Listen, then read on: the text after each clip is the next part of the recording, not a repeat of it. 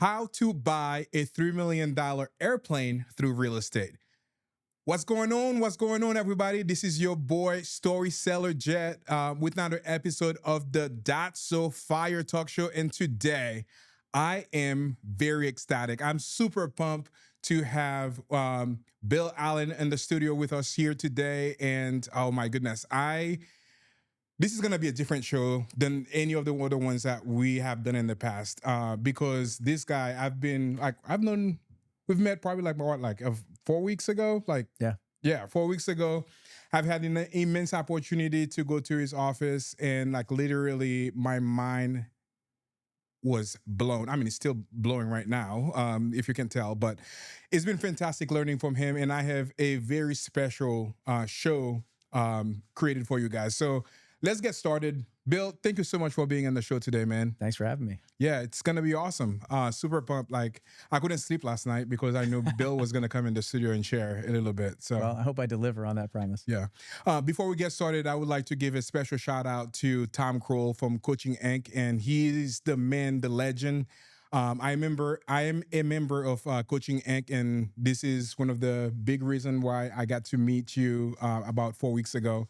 Obviously, I've known about you for a long time, but being able to be in Nashville at your office, learning from you was incredible, and also being at your mastermind about a couple of weeks ago, and we'll talk about the apples too a little bit later. Sounds good. Yeah, Tom's the best. Tom's the best. So let's get started by doing a quick introduction of who Bill Allen is, and then we'll dive into the conversation today. Are you ready? Yeah, absolutely. Let's go. You want me to go, or are you gonna ask me? Yeah. Who is Bill Allen? Oh, okay. I'm just a regular guy. So I'm an engineer. I have an engineering background. I grew up lower middle class. We had we weren't broke, but we shopped at the thrift shops, and my parents did a great job of putting us in the best neighborhoods for the best school systems. But we were the most broke people in the neighborhood. So that's kind of my upbringing, was we can't go on vacation. We don't have a lot of stuff, right? But they wanted the best for us, me and my brother. And then engineering background, went to college as an engineer, did ROTC for the Navy, got commissioned in the Navy, did 20 years as an aviator in the Navy. So flew helicopters and airplanes, became a test pilot after about 12 years in the Navy. I went to test pilot school in England, met my wife there. We have 3 little kids. One of my sons has a congenital heart defect. He only has half a heart. He's had 5 open heart surgeries in the first 4 were in the first 6 months of his life, but 5 open heart surgeries, 6 heart catheters. He's got a chromosome anomaly, a special needs kid. So if you're out there and you have a special needs kid, I know what that's like. It's challenging. And started flipping houses while I was flying airplanes. I went from 1 house a year we did 67 houses the first year when I joined a mastermind group. Then we did 135 the next year, 187 the year after that. I did about 200 deals until COVID. Now we do 50 or 60 a year. Bought apartment buildings, got into lots of different real estate stuff. Had to learn marketing in 2019 when I bought the coaching company for my mentor. We could talk about that, 7-figure flipping. So it doesn't say, you see at the bottom there, it does not say founder, because I wasn't the founder. It doesn't say CEO because I actually have a CEO. So I'm the owner now. I bought it in 2019 from my mentor after being a coach and the COO of that company. I love systems and operations and process and procedures and spreadsheets. I like data. So that's as much as I also own a 13-acre farm, which I love.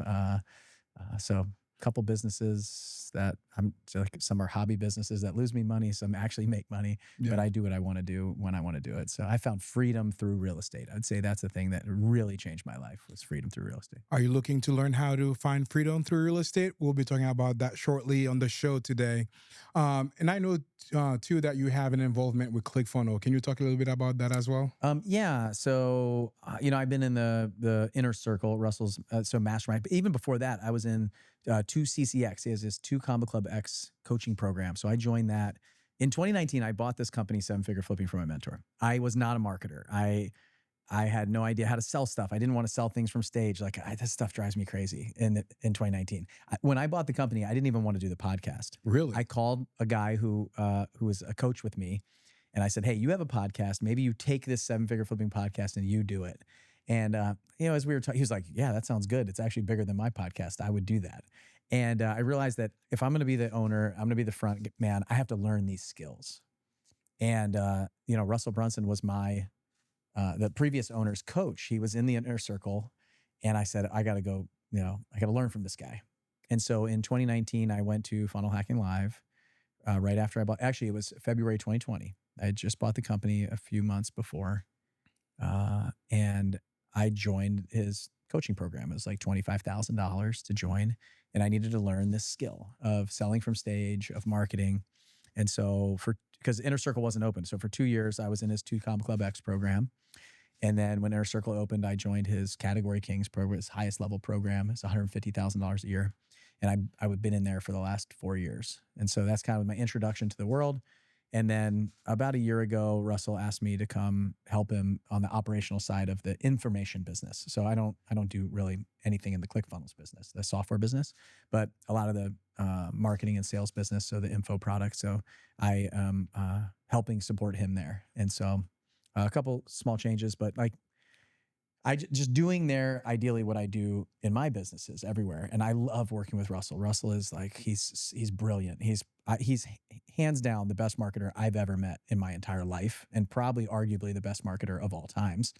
And just an absolutely brilliant person. And so being able to, I didn't even know he knew who I was. I was in his coaching program, and it was a small group. There's like 15 of us, but I always talk about operational stuff. I always talk about like data and systems and processes when I do a presentation, and he loves marketing and sales. Yeah. So we're like polar opposites in what gets us excited and interested, And so I had no idea he knew my capability or what I was going to do. So, I've been helping him for the last year or so. It's been a lot of fun. I really enjoy it. The people are amazing. It's not always easy. Like business is not easy, but really kind of enjoy it. I love solving problems. Yeah. I love finding a big problem that I can try to figure out how to solve. And a bigger company has bigger problems. Yeah. So it's fun. That's awesome. Yeah, so hopefully that makes sense of kind of what I do there. I usually, it's not something that I talk about a lot or, promote, and kind of behind the scenes guy, which is where I actually am way more comfortable. I'm way more comfortable behind the camera, behind the scenes than I am in front of it. So if I had a preference of what I would be doing, it would be in a spreadsheet, in my office, just like looking at data and numbers and trying to figure out how to crack the code of what we do next. I love it. And you are so involved in so many different things. And one thing that you said at the presentation at Coaching Inc. about a month ago, you are a 0 or 10 kind of guy. Yeah. What does that mean? Why is that so important to be either like it's a 0 for you or a 10 for you? I don't know if it's important, but I think it's about knowing yourself. And I know myself very, very well. I think a lot of people don't know themselves. And so they're trying to be someone they're not, or be somebody that they see online. So I know myself very well. I either have to win or I don't even want to play. And it's not the fact that like I won't step up to the plate and play the game, but when I commit to something, I'm all in and I'm going to go a 10. I'm going to hurt myself doing this thing to win. There is no number 2 in my mind. If I say I'm going to do it, I'm going all in and I'm going to win. And so I don't think everybody has to do that, but I just know myself well enough to know that that's one of my problems, but it's also one of my greatest gifts. Yeah. Would you say that because you go from 0 to 10, would you say that has attributed to your success? So I wouldn't say it's like going from 0 to 10, just from what you said. It's like I'm either a 0 or 10. There's no 1, there's no 2, there's no 3, there's no 4, there's no 5, there's no 6, there's no 7, 8, or 9. It's just I'm all in or I'm out. And so I definitely think it attributes to my success. I think entrepreneurs are like this. They burn the boats. They go all in. They do the thing, right? If you're like interested, but you're not committed, you might as well just not even go. Like, what are you just going to be interested in? You got a plan B and a plan C and a plan D. It's not going to work. Like, you're not going to do it. If you really want to do the thing, if you really want to get to an elite status, the top 1%, you just got to go all in. Yeah. So it definitely helps. Yeah, I love it. Since we were just talking about Russell Brunson, there is something that you shared about 2 weeks ago that completely shifted kind of how I think about reading and book and stuff like that. You see where I'm heading with that? Yeah, I know. So a lot of people make the mistakes about, reading 10, 15, 20 books a year. Why do you think that's a mistake, personally? Well, I think it's like a feather in the cap. Like, people are bragging about it. They read a book, but they don't actually do anything with it. So I believe in the prescription mentality. Like if I have a problem, I'm going to get a prescription, and then I'm going to have to go through that entire prescription until I solve my problem, right? And so I think your wife's a doctor, right? Mhm. So this is probably hits home. So if I have a problem in marketing, I'm going to go find who is able to fix that problem. It could be a book, it could be a podcast, it could be a YouTube channel, it could be something. And I'm going to watch that and implement it, and then watch it and implement it and watch it and implement it again at a 10, right? Every little intricacy that I missed, I'm going to come back and I'm going to keep going until my problem's solved. I think most people, they'll read a book, and there's so much wisdom in a book. It might take in somebody 10 years of their life to write that book, or to get the concept, and then a year or two to write it. My book took 2 years for me to write. And then you're going to read it and not do anything with it and move on to the next one and say you read it, but you didn't actually do anything with it. So I like to take that one book and just read it over and over and over again and implement it until I've solved the problem. And then it's going to create a new problem. It's a problem solution framework. So now I solve the problem, it creates a new problem. Then I'm going to find that book or the podcast or the YouTube channel that solves that problem. And by the way, one thing that's missed in this concept is you got to go all in on that person, that book, that concept. Don't go read 4 books and try to implement 25% of each. And this is the problem. People are on YouTube right now. They're watching 10 different coaches that are giving them all like similar advice, but different. And that's why they're not seeing results. They have not gone all in on their one person. When I chose Russell, I went all in on Russell. Like I was not listening to all the other marketers to try to figure out what they were saying. I went at his perfect webinar, his expert secrets book, I have read probably 50 times. Over and over and over again. The thing's worn out, highlighted, like, and then I'll go back to it regularly. It's basically like an encyclopedia for me. And so the problem is you're just listening to too many people. And that's why you're not getting the results that you need. If you're going to join my community, you need to go all in. Like turn off the noise. You don't need to listen to 4 podcasts, listen to 1. These guys follow you on here, just listen to Jet. Like just whatever you say, just go do it. Like if I'm paying you to coach me, I need to go all in on your stuff. Like if I do 80% of what you say and 5% here and 5% here, no, that doesn't work. Mr. Miyagi, trained Daniel-san, he only listened to Mr. Miyagi. Didn't know why he was making him paint the fence or sand the floor, all that stuff. And then boom, he wins the tournament in the end, right? And he gets the girl and he gets all the good stuff, right? Yeah. And so that's the problem with coaching right now. And really with society is we're listening to so many voices, and we don't have the wisdom to discern which ones are right. And we think we can figure it out, but we can't. Yeah. To expand to what you just said, why is it so important to have 1 or 2 coaches that you follow instead of like, getting advice to like 15 different people? Because you don't know. Like if you know how to solve the problem, then you would already be doing it, right? So like I have a fitness coach. I just worked out with him on the way here. I'm sweaty. I'm in my fitness clothes, right? I worked out with him. And the reason why I wanted to work out, he's here in Tampa, I want to work out with him in person because we do everything virtual, is I want to see what he does. What is his process? He's going to push me way past my limit, right? But they have a philosophy, and I pay them to implement their philosophy because they're all ripped. They all have 6-packs. Granted, they're like 25 years old, but there's 55, 60-year-old guys in their community with 6-packs, jacked. And I'm like, that's what I want. And I'm going to go all in. I could listen to like a bunch of other YouTube channels, and it would be similar advice, but different. And then their system works if you implement that system. Can you imagine like downloading software on your computer, but only putting like 80% of it and then writing your own code for the other 20? Like it's not going to work. You're probably going to get a virus. There's going to be problems. That's what happens. You got to go all in on one system. Pick the system, go all in on it, implement it, get the results, and then eventually you can start iterating when you've had success. Yeah. And you can become the expert. I love it. To expand on that a little bit, why is it so important for entrepreneurs to care about their physical and physical first? Like for me, like I want to get a 6-pack, and my wife has been already telling me, hey, Jet, you need to get a gym membership.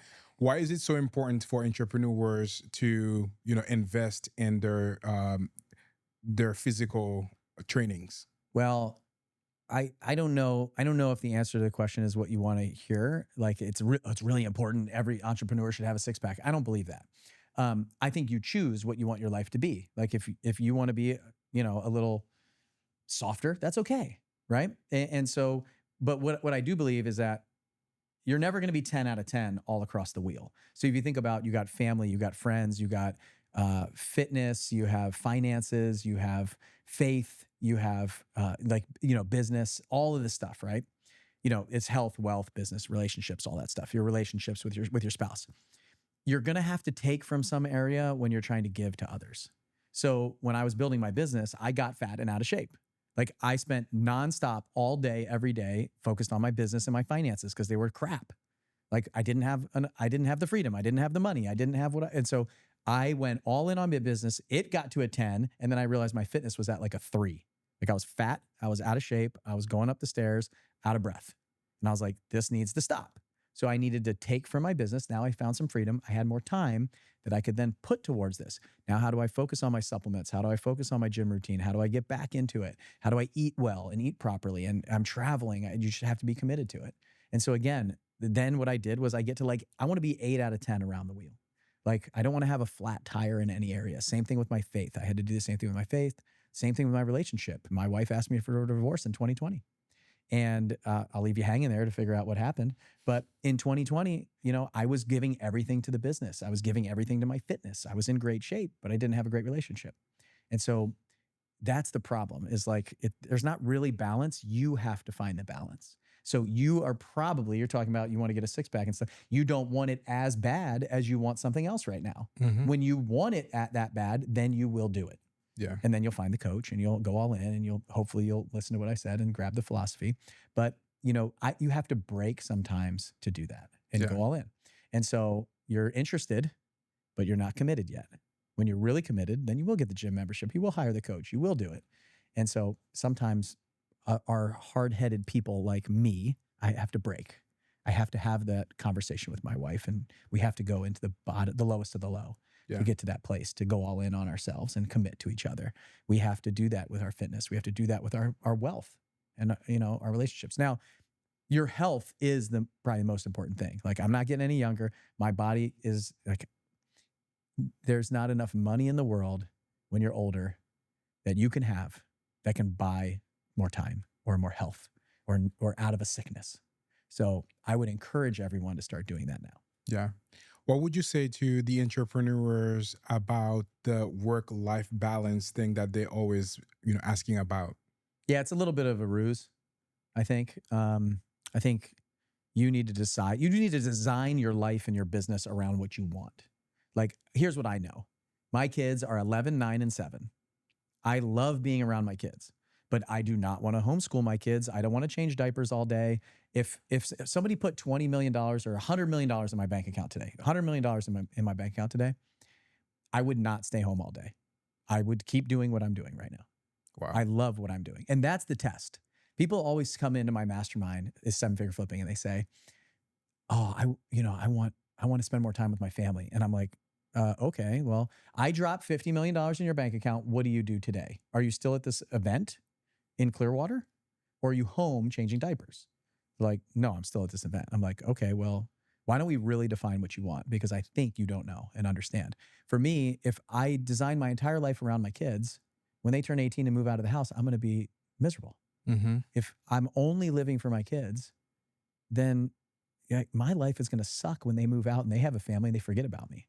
Like that's really going to happen. And so I need to find out what I'm truly passionate about and what really I'm put on this planet to do.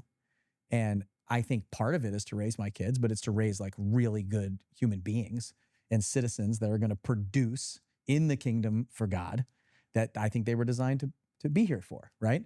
And so for me, it's like, I have to get really clear on that. And I think a lot of entrepreneurs don't. They think it's all about their family, but they are spending so much time in the business. So just be honest with yourself and be cool with that. Like when I realized that, I'm like, okay, hey, I'm unapologetically addicted to my business. A 10, but I'm also unapologetically addicted to my family. But I am going to decide, am I going to be here with you or am I going to come home a day early to be with my family? I want to be here, so I chose to be here. I could have easily said no to this. Absolutely. Right? Yeah. But this is interesting. I wanted to check this place out. This is really cool. Yeah.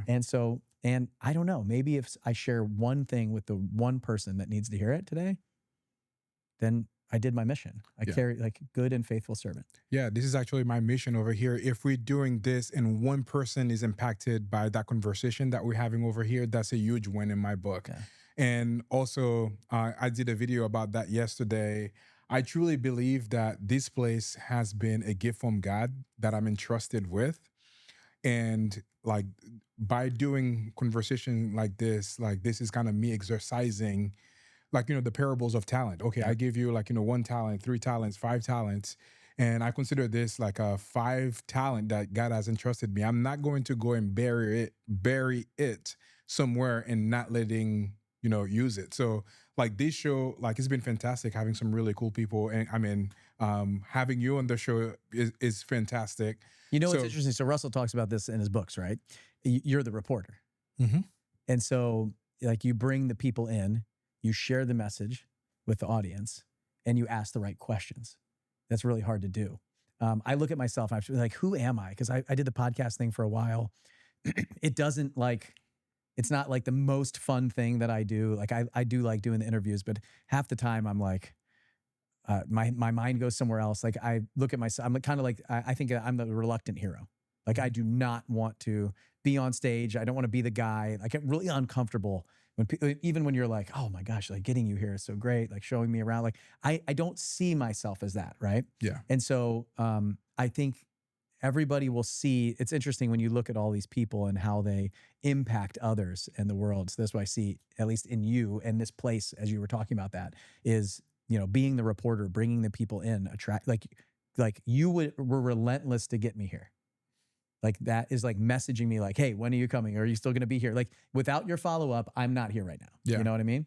And so there's something in there that you need to amplify. Yeah, sure. I guess there is a lesson in there that I would like for maybe any entrepreneurs to learn from. Why is it so important to follow through with other people, whether you're trying to invite them to something or, like, they are interested in working with you? Why is it so important to make sure that you follow up with, people? Because no one remembers. Like, their life is busy and they won't remember. It even might even be important to them, but they're not going to remember. And it's, people always say, hey, I know you're busy. Like, I'm not busy. I'm just choosing to do the things that I decide I want to do or need to do or would be best for the business, my life, whatever, And I have a real hard time saying no, but I have a real easy time forgetting or just not responding. Yeah. And it's not because I don't want to. It's just the fact that we have scaled our relationships to so many people that I can't even keep up with all the forms of communication. Yeah. And so for you, like, I want to come here and I will just forget all about it when I'm in Tampa. And it's not because I forget about you. It's just because it's not in your face all the time. Yeah. Like, no one knows who we are. No one. And if they do know, they've already forgotten you. Yeah. And that's a hard truth.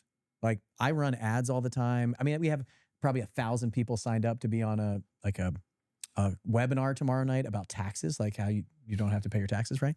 And well, you do have to pay your taxes, but you can legally not structure your business so you reduce your taxes. And but to think that is the smallest of small subset of people that have seen who I am and what I'm doing. Yeah. Like, there's millions of people out there who could use our coaching, our training, information that I have that I'm willing to give for a fee, obviously, right? And an investment for somebody in changing their life and their future. But they have no idea who we are. Yeah. They've never seen us. They never heard of us. Like, if you have 5 million followers on Instagram, no one knows who you are. No one. I mean, billions of people out there. Yeah. No one knows who you are at 5 million. Like, you can walk around the airport and you might get recognized by like 4 people. Yeah. That's not big. Taylor Swift cannot go anywhere. Yeah, for sure. That, like, when you get there, maybe, but there's a lot of people that don't know who she is. So that's why you need to follow up. Yeah. If you want something, you got to go get it. Yeah, absolutely. About like 4 weeks ago when I was in your office, you shared a little bit about marketing, and I'm gonna veer to that to talk about that a little bit. For you, I guess maybe let's just like step back a little bit and talk a little bit about your time in the Army or as a Air Force. 0 for 2. 0 for 2. Let's try it again. Navy pilot. Navy pilot. Okay. So I like to say that, being from Haiti, if you notice the super sexy accent, for me, all of it is the same. Navy, Army, and all of it. I still make that mistakes. I almost got into a fight with Adam the last time because I made that same mistake and saying like, okay, you were in the Navy or Army. When you So tell a Marine Corps officer that he was in the Navy, they get really upset. Yeah. I know. I need to make sure. Like for me, it's kind of okay. All of it is the same, Sure. but I should not make that mistakes again. It's okay. I think most people default to the Army. You Yeah. know, they're like the Army is like the military. You know? Yeah. So I get it. But then when you went to Air Force, that's a little offensive. Yeah, absolutely. So, can you share with me some of the things that you have learned being in the Navy that has translated to business? Yeah, absolutely. Leadership is the number one. Understanding what leadership is and how to actually lead people. The first thing that people miss is doing the thing is really important. Like when you can actually demonstrate what you're trying to get out of somebody else and they see your level of expertise or your level of work ethic that you put into it. Like I talk about all the time, like I will clean the toilets. Like I don't care. I will do whatever it takes to get the job done myself. And I will show you that. And I will not rub it in your face, but I'll display it. And then you see me do that, you're going to realize the owner of the business is in the bathroom cleaning the toilets after an event just because we have to get this done so we can leave. And that's step one. Then step two is you show a level of expertise that they see that they can also demonstrate. And then step three is really caring about your people. And so the 5 levels of leadership, probably my favorite book, if you want to learn leadership from John Maxwell, is an amazing book. Extreme Ownership, also one of the best books on the planet for leadership, but that's more like responsibility and leadership and how you take responsibility for everything in your life. But that's probably the biggest one has been leadership for me. Yeah. I guess one question I'd like to ask you, since you touched on books, and I know for you specifically, you talk about, hey, go all in one book. But my next question for you, what are the top 5 books that has made the biggest impact in your life? Okay, here's the problem before I answer this is all of you that are watching this might, and if you're like interested in who I am or my story, you're going to go open Amazon or Audible and you're going to get all of these books. Like I just mentioned 2, and now you're going to ask me about 5 more. So that's the problem. You're going to go get all these books, you're going to read them, and then you're going to think that you can become me or have the success that I've had because you've read the same books as me. And so go watch Good Will Hunting and see what he thinks about books. Like it's a joke, right? He's like, oh, you read all these books. They made you really smart. You think you're smart because you read these books and you're quoting them and you're talking about what you haven't done. So go out and actually do something. And so the reason why I would say read John Maxwell's book about leadership is because if you want to get better at leadership, that's my prescription to you possibly. If you're not taking responsibility for your own actions or you're saying, why does my team suck? Or why are we not making enough money in business? Or why can I not find any good people? It's because you have a responsibility and ownership problem. Go read Extreme Ownership. And so I'll give you a couple more that I really like. I will, I promise. Number 1 is Expert Secrets, Russell Brunson. So I talked about that, read it probably 50 times. If you want to be an internet marketer or a front man or woman, you know, you've got to be the attractive character, then that is probably the best book on the planet for that. I'm reading it right now and I can't put it down. So it's fantastic. All the trilogy is fantastic. Totally. It's great. If you have traffic problem, you read Traffic Secrets. If you want to learn funnels.com secrets, is fantastic. So Russell's books are amazing. Extreme Ownership. It's probably the number 1 book that I prescribe for people because usually they don't understand the level of responsibility that they have to have in a business or in their life. And they are pointing the finger. They just don't realize it. And so that is a phenomenal book. I would read it over and over and over if I was you. And then The Dichotomy of Leadership was the follow-up book to that, also very good. Let's see, John Maxwell's books. I talked about the 5 levels of leadership, probably one of my favorites there. I struggle in level 2, is like, you know, reaching back and like just catching up with people. I go straight to business all the time. So every time I read that book, I look at that. Let's see. I mean, I think everybody should read the Bible. You're probably saying 5 outside of that. That's usually the question that I get on a podcast. My book for real estate, 7-Figure Flipping Underground, I would love to prescribe that to people. I think it's really good for a real estate book and maybe self-serving, but it's totally free. Like they can go to 7ffbook.com and get it for free. You just have to pay shipping. So that's, I've read The E-Myth, Michael Gerber. I love that book. That really kind of opened my eyes to a lot of things in entrepreneurship and business to really understand. Let's see. How many is that? I 5? think that's probably like 6. So you're Okay. an overachiever. I got to be over here. careful because you're all going to order those and put them in your cart and read them over Christmas and stuff. So Yeah. the thing that I will say for these books, you have to have somebody that can speak truth into you. You have to have somebody who can prescribe that thing for you, because you can't usually like self-diagnose your problem. And so like the reason why you go to a doctor is like you're not sure what's wrong with you, right? You just want that expert opinion to tell you what's wrong with you. So do the same thing for books, podcasts, YouTube channels, videos, things like that. It's like, I have this problem. What's the prescription? I will regularly send our mastermind members a prescription when I see their post, and I see everybody like, oh, you should read this book or this book or this book. Or I'm like, just no, stop. That's not making, it's just, that's fake progress. You're not actually making progress. Like, read this thing and don't stop reading it, and don't ask another question until you solve this problem. And then come back. And so you need somebody like that in your life that can hear what you're saying and where you're stuck and prescribe the solution. Absolutely. I love it.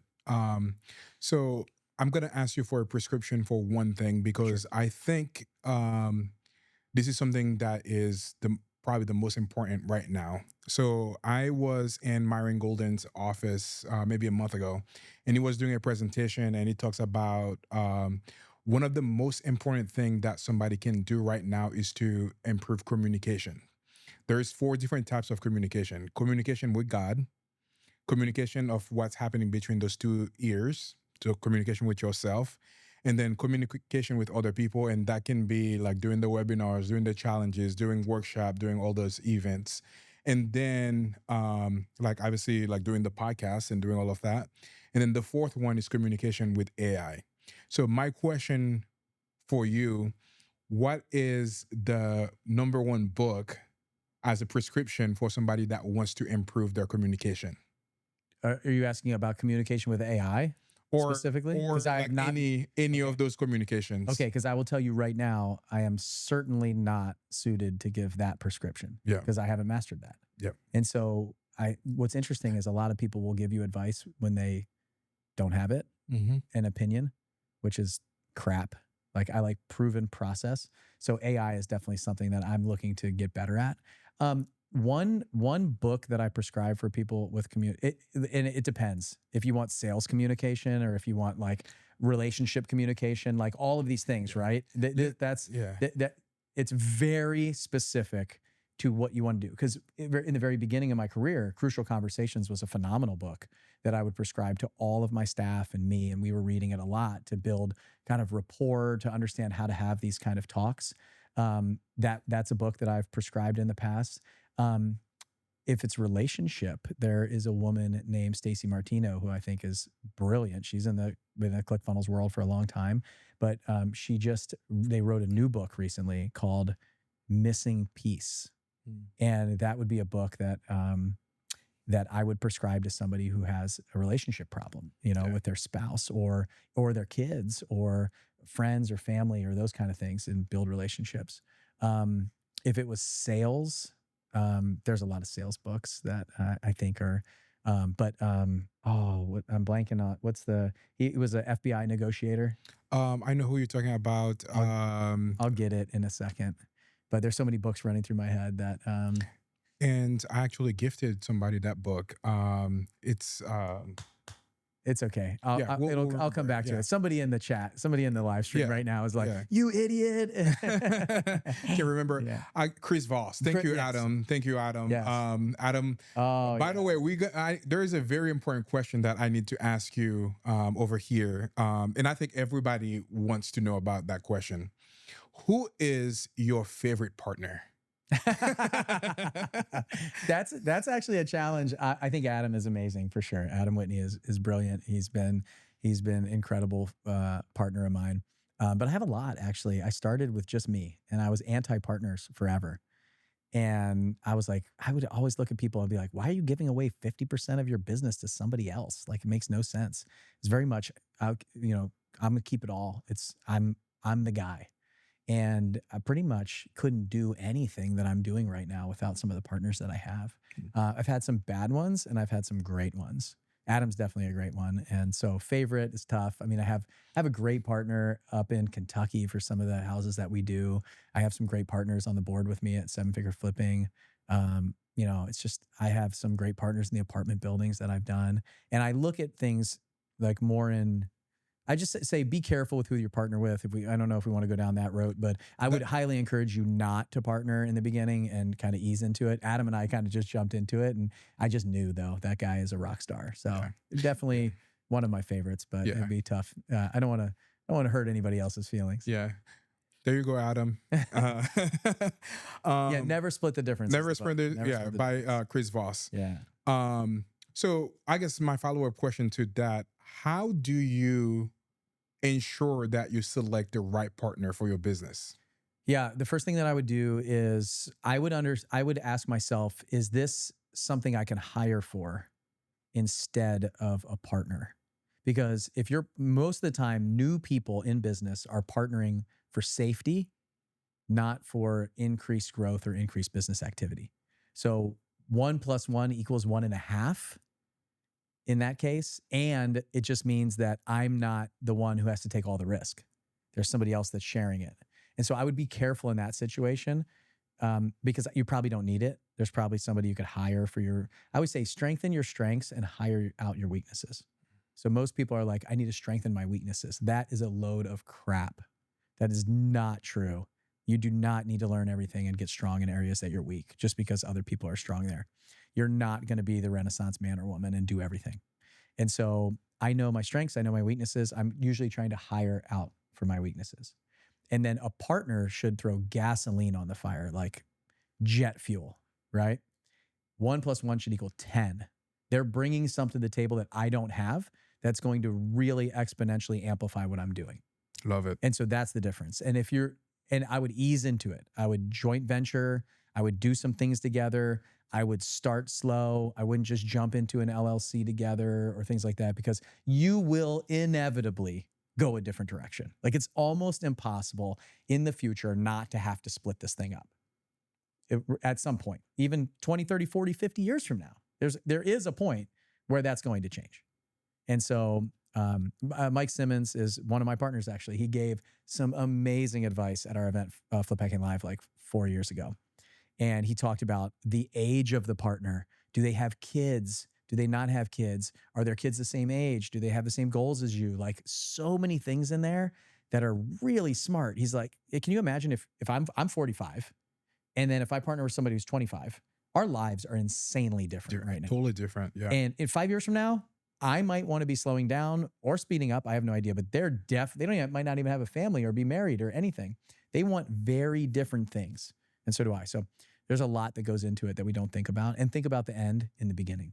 Yeah, absolutely. That was great advice. I think we should have titled this like side chat or advice by Bill or something like that. This is so good, man. This has been fantastic. For anybody watching this right now, if you have any questions or anything that you would like me to ask Bill, feel free to add them in the comments, and hopefully I'll be able to address them. But yeah, feel free to add comments. Obviously, I had some, fantastic question by Adam over here already, but he's got like a little cheat sheet over here, and I'm like, so back to the wall. Absolutely. So yeah, if you have any questions that you would like Bill to answer, feel free to add them in the comments. So you actually got like 50. So I have like 50 questions, and I've not even asked one of them. That's how really? amazing this has been. I thought we were going through all your list of questions. No, not at all. Okay. It's been such a great conversation. So I guess let's take a step back because obviously that's the title of the show today: how to buy a $3 million airplane through real estate. And I think that kind of really talk a little bit about your journey and from where you started to where you are at. So let's talk a little bit about the transition from being a pilot to Navy. You almost said Air Force. I could feel it. It was coming. Yeah. To transition into the real estate. Yeah. Well, I got really interested in real estate when I was in the military. And really it happened, like when I go back, real estate was always something that I was interested in, but it had nothing to do with my family. My parents weren't in it. Like nobody we didn't have real estate. We lived in a house. That was it. My dad was an engineer, and my mom worked at it like part-time at the school to make a couple extra bucks. And so real estate, I just got interested on like watching the TV shows. So I watched these like flipping TV shows, and I got addicted to these shows. I'd watch HGTV like all day. And same thing before that with cooking. What I realized is I'd watch Emeril Lagasse, and I then start cooking. I became like a really good cook / chef, you know, and just from watching TV shows. And so when I look back, it's like that spawned a lot of things for me. So this house flipping thing was like, watch the house flipping TV show, and then I was like, maybe I'll just try this. Like demo day sounds fun. So I bought a house. I was living in it, and the bathroom needed a renovation. So I just took a sledgehammer to it and just destroyed the bathroom, spare bathroom. And I was a single guy that owned this house. And then I had to figure out how to put it back together. And so I bought the Home Depot 1, 2, 3 book, and I called my uncle in Maryland, who was a contractor, and just asked him some questions. And I put that room together, fixed up a couple other areas. And I mean, it wasn't that easy. It took me like 6 months to put that room together and figure out what I was doing. And then when I moved out, I rented that house out because I moved 18 times in 20 years in the military. Oh, wow. Yeah. And so I'd buy a house, I'd fix it up, I'd rent it out when I left. And that actually started growing my net worth pretty significantly. So, you know, little by little, it was beating the stock market. I really was enjoying it. So then I started buying rentals. I wanted to buy a bunch of rental properties. That was my game plan for, you know, financial freedom was, you know, make $150,000 in my day job and then make, you know, 10 grand a month in rental real estate. And that was pretty slow, but it started to grow. And then I found this house that I was going to buy as a rental. And my realtor said, you know, if you fix this up and sell it, you could make a lot of money. And she wanted another commission, right? So I bought it, I fixed it up, and I sold it. I made 43 grand. That was like half of my military salary. And I was like, dang, this is awesome. It took me 6 months to find the next one because I didn't really know what I was doing, but I found the next one. I had since moved. I moved from Maryland. That one was in Maryland. I moved to Florida. And I found another one, fixed it up, was going to make 45 grand on that house. And so just, you know, I did all the work myself. I hired out some subcontractors. I was there every day. It was a full-time job flipping one house a year. And I was like, I need help. And that's when I actually joined Seven Figure Flipping. In 2015, they launched this mastermind called Seven Figure Flipping. It was 25 grand. I heard a podcast and I bought it. There was no like webinar, no event, none of that stuff. I just listened on the podcast and bought it. And I did 67 houses the next year with their coaching.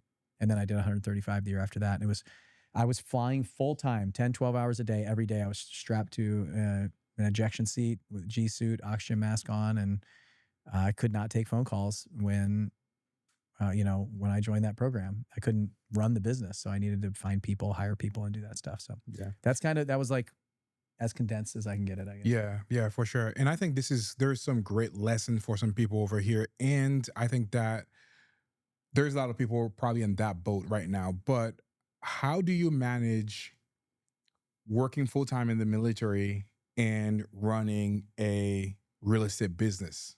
Well, let me tell you what my life was like then, because I think that should tell people why they're not having the same success that I was having. I woke up around 4:30 in the morning. I went into my office and I had a newborn baby. My oldest son, he was about 2 months old at the time. And so he woke up at 7. So I had from 4:30 to 7 to work in my office. So I'd work on, and you can't call people from 4:30 to 7 a.m. Like it's just, they're not too happy when their phone rings to try to buy their house at 5 a.m. And so I'd build out like what I need done for the day I had one employee at the time. And she was going to follow up and call. And so I would work on like the systems, the marketing, like, you know, order some mailers, send some emails, do like follow-up stuff that I could do that early. And then my son would wake up at 7. So I'd get her like everything she needs for the day. And then I'd send it to her. And then my son would wake up at 7. I'd have breakfast with my wife, Lucy, and my son, Will. And then I'd go to work, fly all day, 10, 12 hours a day. And I had the benefit to answer a couple emails here and there. If the weather was bad and we couldn't fly, then I might be able to do a little bit of work on my business from the office. But I could, you know, catch up from time to time, a little bit of stuff. But really, I was briefing. I was flying a very dangerous training flights. I had flight students trying to kill me all day. I was teaching kids how to fly, like students how to fly. And then I would debrief, and then I'd go to the next one. I'd do 2 flights. I'd go home. We'd do dinner. I'd play with my son, Will, and we put him to bed at 7. My wife was like sleep coach. She was 7 to 7. He went to bed at 7 p.m. And then and then at that point, I went back in the office. My wife went to watch TV on the couch, and I went back in the office until about 10:30. Wow. And I did that every single day for a year. For a year. Yeah, at least a year. And I mean, that was I had really. I'm not saying we like sacrificed everything. Like we still like went to the park in the weekends, but the weekends I might be going on appointments, but I was working full time on that business and full time in another job. And so I think that's the dedication that a lot of people miss. They're like, oh, I don't have any time. I'm like, don't ever tell me that you don't have enough time. Like you have way more time than you think you have. You're wasting it on something else. So I just didn't waste time. I spent all the time intentionally. And I told my wife, you're not going to see me much for this year, but I'm going to build a business that allows me to not have to work if I don't want to in the future. Boom. Tom sent me like one of those like, Victory Bell or something. I've been wanting to like, put it on a roller so I can like, ring it. I still need to do that, but I need to have like a mic drop in here too. That was really good. And I feel like, I mean, for me, just even listening to that too, like I try to wake up every single day around 5, but my intention for that, I've not been very consistent with it, but the past 2 or 3 days, I've probably done it twice, is first read the Bible, just kind of get my day started from that. And then from then read another book. Like I was reading Expert Secrets by Russell Brunson, doing that in the morning. But you just share something that is super valuable here, because now like I have a meeting with my EA at like 9 o'clock every morning. But sometimes I'm even like struggling about like, some things that I'm going to share with her so she can help me with. By just sharing that, kind of even thinking about that in my 1 to 2 hours before the kids wake up to get them ready to go to school, kind of figure about that. What are some of the priorities that I'm going to have that I can delegate as well to other people? So thank you for sharing that. That was great. You said something. And so you said something that I heard. You said, I try to do that, to get up at 5 a.m. every day. Yeah. The reason why you're not having success is because of what you said. I try. Like there was no, was not trying to get up at 4:30. I was getting up at 4:30. I will get up at 4:30. Like I have no choice but to get up at 4:30. So you have you're okay with not doing it some days and doing it other days. That is the difference between interested and committed. And I'm not trying to like directly call you out, but this is the problem. This is the problem that we have. Yeah. And when it becomes important to you to actually do it, you have to do it. Like there's no choice. And then you get into a rhythm and consistency and you do it every day. And then there's no I try. Then you say, this is what I do. And my routine is no longer get up at 4:30 in the morning. Like I don't set an alarm. I get up whenever I want. I set my alarm for 6:15 right now because my son gets up at 6:15 and he does not need, I need to be up like 6:14 so he doesn't see that dad's in bed. Dad's awake when he gets up.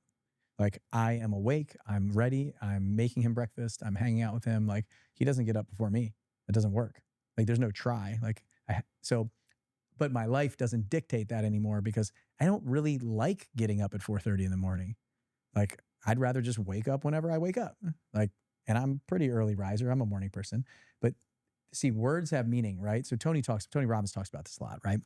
Is what you say is what you believe, and what you believe is what you say is what you think is what you believe. And so that's what I'm talking about. You need to have somebody who can hear you and listen to you and pull these things out to say, this is what's wrong. Yeah. Because otherwise people are like, the rest of our people in our lives would be like, 5 o'clock, that's pretty early. Mm-hmm. You might want to sleep a little longer. You might get sick waking up that early. Those kind of things. Like, do you want to get up at 5 a.m. every day? Would that help you? Would it help you to get up at 5 a.m.? 100%. Would it change your life? 100%. Would it change your business? Absolutely. Then why are you trying? What are you trying for? Yeah, mostly it's because I have a 6, 4, and 2-year-old. So most of the time, the 2 and 4-year-old climb in bed and just like, like the 2-year-old mostly, her head needs to be like, right on top of me when she's sleeping. So like, because of those times, like sometimes I don't get like, a good night of sleep. So I just like, okay, I'm going to take the extra, like, Do you guys see everybody watching this? Do you see what's happening right here? Now we're getting an excuse. We're getting an excuse. So do you want to sleep in or do you want to get up at 5? I mean, that's it. Yeah. And it's like, so we have to stop doing that. Like, Yeah. because we will make excuses for why we didn't do the thing that we know we need to do. Yeah. And so, I mean, there's a lot of solutions to that. Get that 2-year-old a sleep coach. Get her out of your bed. It's your daughter? Yeah. Yeah, get her out of your bed. She shouldn't be in your bed. I have 3 unless you want them, unless you want them all in your bed. No. If you want them all in your bed, cool. Like, that's fine. But if you don't want them all in your bed, don't accept the fact that you think they have to be in your bed, because they do not. Yeah. Like, I just don't believe that all these things are true. So that's one thing I think that's really powerful. Part of my success, I would say, that I don't see in others is I'm not willing to accept when we say something is like absolute. Like, this is the reason why I can't do that. Okay, all right, then why do we have to accept that? Like, is that okay? Is that what we want? If it's not what we want, let's go fix it. And it's gonna suck. Like, I remember when my son, we were sleep training my son. And half the people that are watching this will be like, that's not okay. I love my son sleeping with me. I do not love my son sleeping in my bed. Like, I don't think they should be. That's not my belief, right? Don't sleep in my bed, dude. Like, sleep in your own bed. Yeah. I mean, you're going to create some serious codependency with your parents if you do that. So, like, we had to go through a struggle of months and months and months, because he was awake, he was crying, he was doing all these things. Like, he was awake all night. And I kept waking up and I was like, how do we solve this problem? Do you know what I did? I found a coach, a sleep coach. We paid a lady, she lived down here in Orlando, Tampa area, to train my wife and me on how to train our son to sleep. My kids go to bed at 7, they get up at 7 every day. Still, at like 9 years old, 7 years old, when their light turns green, they get out of bed and they come downstairs. Wow. So it's like that. I mean, that has changed. That changed my entire life to do that. Everything comes back to a coach, a philosophy, a system that has been injected in my family.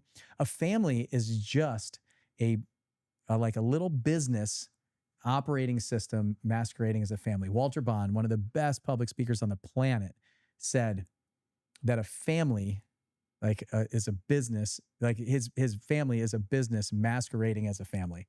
So they run family meetings, they have a system, they have a process, they have procedures, really cool stuff. So yeah. All right, sorry, I just went off a bit of a tangent. I absolutely love it. And I would love to talk about systems and processes too in a few minutes, but there is something that I want to ask you that you shared 2 weeks ago in your mastermind, and that was like incredible. And you came up with all of that too while you were flying down from Nashville to here. It was about creating a system to delegate things to your EA. What is the best way to delegate things to your EA to make sure that, systems and processes are followed through? Because, I mean, I'm trying to ask that question so we can piece that as a reel later, but can you share with me the amazing system that you shared at your mastermind as it relates to delegating with your EA? Possibly. I don't have it memorized, so it's a documented procedure, right? But I may or may not be the best person to give advice around executive assistants. I am on executive assistant number 10 right now, and previous executive assistants may even watch this. And so the reason why I have such a problem, I think, is because I'm half crazy and I'm a 10, not a 0, not a 9, not an 8, not a 7. And I have very high expectations, especially for somebody that I'm going to spend that much time with. And so if you're not a 10, all in on that job, then we are probably not going to work together. And I grow really fast. And I expect someone else, when I'm pouring them into them, to also grow really fast. And I'm also unapologetically going to say things like I said to you of, why is your 2-year-old sleeping in your bed? Like, let's fix that. Yeah. And I'm always looking for this problem or issue, right?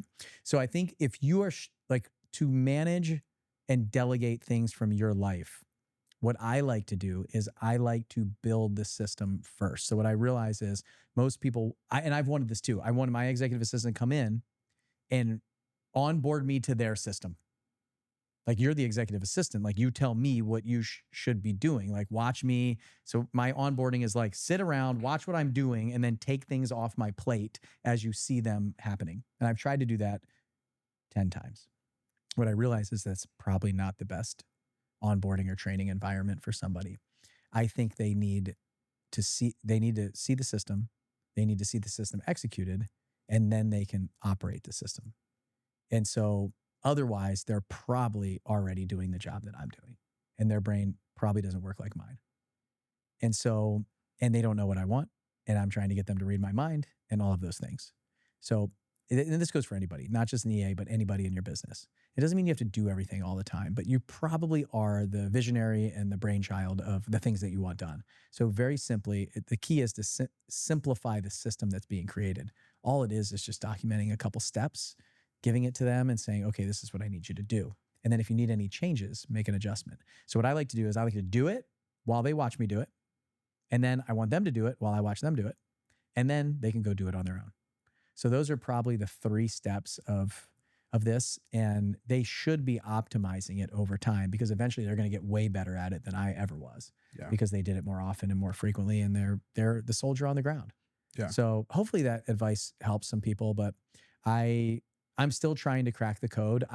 I think that I run, like we've talked about it before, like my staff is like Navy SEAL boot camp for executive assistants. And maybe it's everybody. But I have very high expectations for people because I know what they're capable of.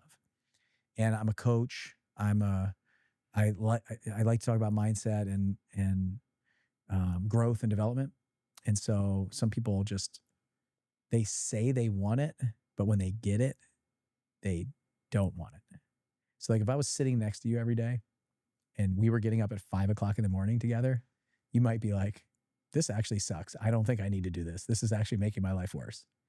And it just might be too much for you. Like if somebody came to my house and followed me around for the day, they would be tired. Most people. There's a couple people that I've realized are more hardcore than me.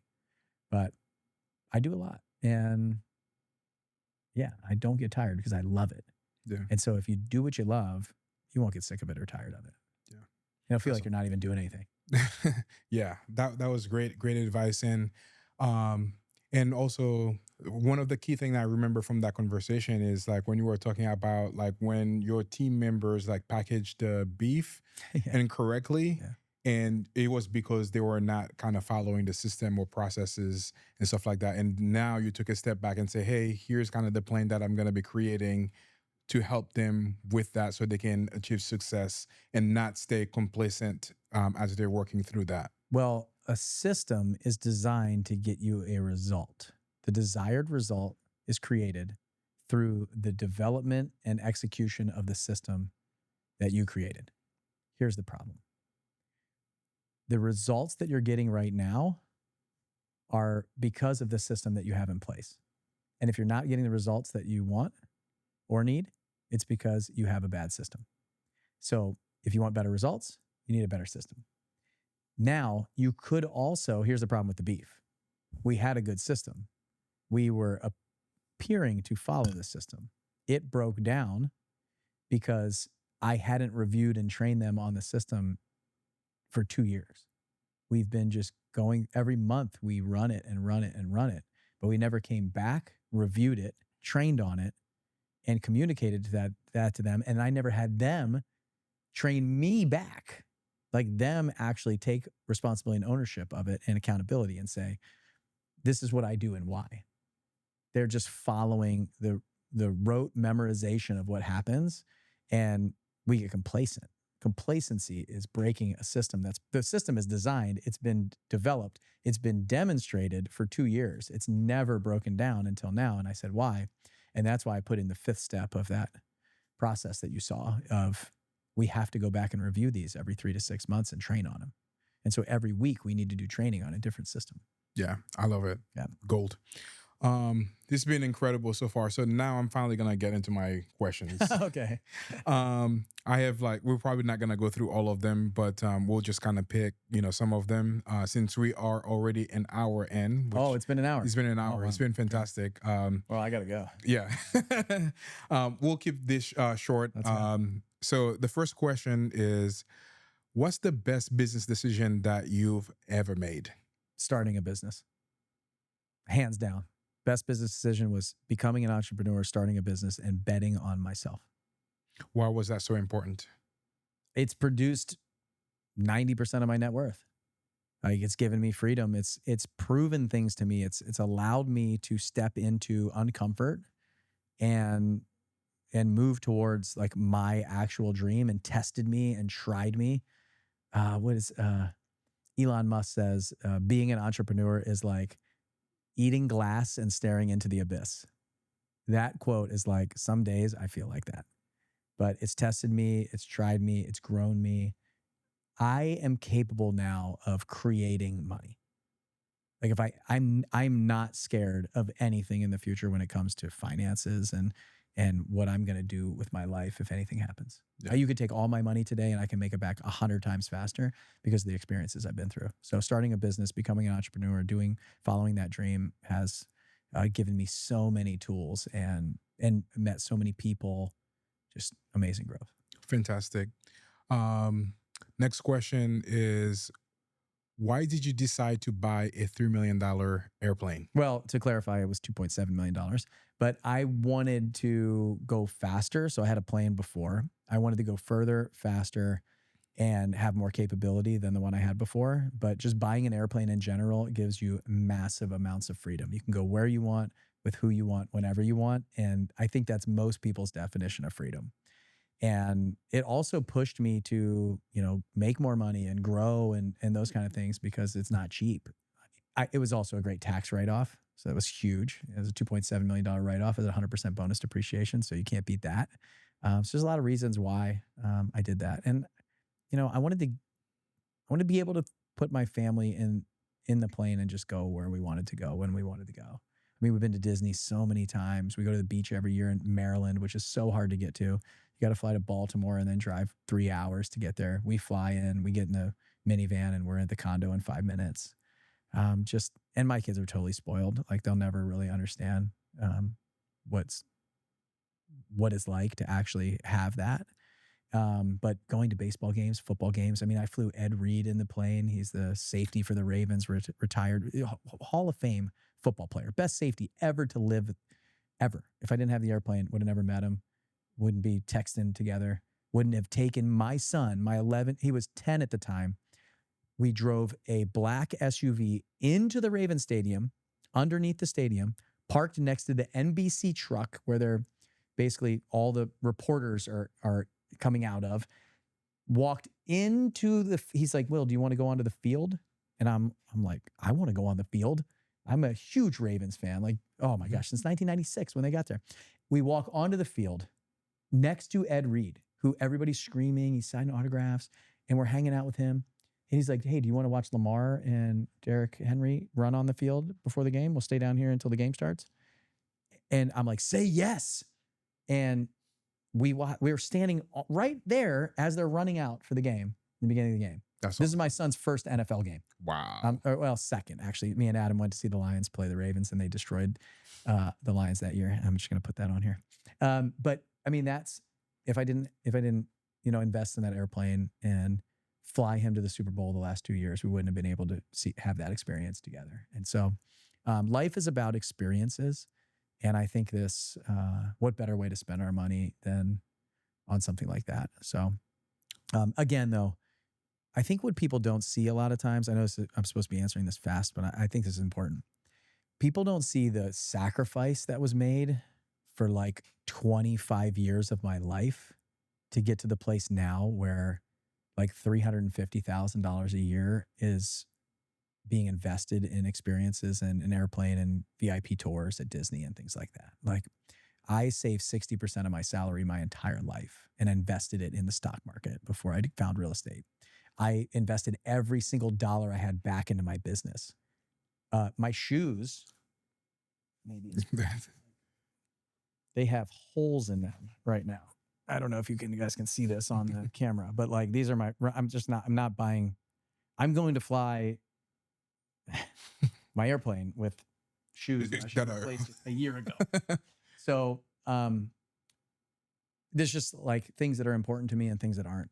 Like, I think every like millionaire, successful business owner is probably a little eccentric in certain areas. And I don't buy clothes for myself and things like that. There's things that I will invest in and things I won't. And what I will is experiences and things for my family and memories. And I think we should do more of that. That's like, I believe in the quality of time that we spend with our family, maybe not so much just all about quantity. Because in 2018, 2019, 2020 or so, I was spending a lot of quantity of time with my family, but I was never actually truly present in there. I was thinking about the next idea or attached to my phone. And so I really think about the quality of time that we can spend together, even when it's hard, when they're little right now and they're crazy. So hopefully that makes sense. That is, I know it's a long answer to a short question, but I think it's important to talk about some of that stuff because people think that, you know, the headline that we have on this show of $3 million airplane, which is a little inflated, it's 300 grand over what I paid,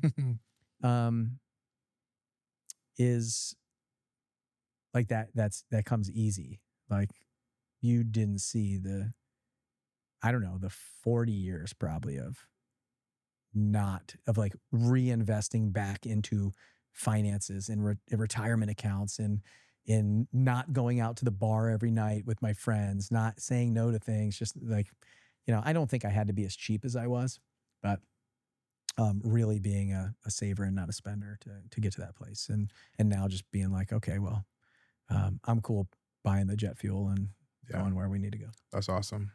For anybody, as a follow-up to that question, for anybody that wants to eventually buy their own airplane, what are some of the things that they can do today to ensure that they grow to that level to buy their own airplane?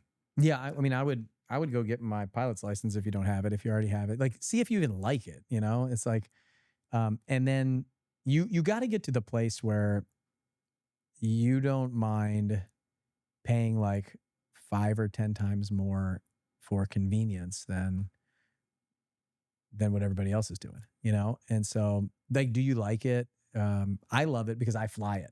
Like I fly my airplane. So not only I love the experience of going wherever I want and actually being the pilot. So it challenges me, it tests me, it fills up my bucket, right? And so I think what you need to do is you really need to build up a war chest of cash, right? And to get to the point where it's not stretching you. There's cheap airplanes. Like, you know, you could buy my first airplane I paid like 100 grand for, and the operating costs, I don't know what it was. It was probably like 75 or 80 bucks, 100 bucks an hour, 200 bucks an hour or something. This one's like $1,000 an hour. So, yeah, I don't think you need like a ton of money, but I would just start getting educated on it, see what you like, go fly, you know, see if you like to fly, and then start small. Start on something it's not like super expensive to buy an airplane if you're just going to buy like a Cessna or a Bonanza or something like that. Or, I mean, a Cirruses are expensive, but and then maybe start in a flying club. Start joining a flying club and just go rent the planes in the flying club in the beginning. So you have like, you know, you can buy time in them and then use them for a while and see if you like that, and then buy your own. Yeah. And then hang out with somebody who owns one. Yeah. Like that's what I'm doing right now. I'm hanging out with somebody that owns one. So eventually I can, you know, my friend Jason's from Coaching Inc. He has an airplane that he flies from I think Miami to here. And he told me, hey, Jet, I'll come and pick you up and we'll fly to Nashville together. And I chickened out for a little bit, but next time we're gonna come down, we're gonna actually fly it and do a podcast on the airplane. So we're gonna be doing that. Well, that's step one. To actually not chicken out and just fly with somebody else that owns one. Yeah, then, absolutely. Then 100%. Maybe you should buy one. Yeah. Oh, hey, I would also say, why do you want to buy one? Like, I would actually get to the place of like, why do you want to own an airplane?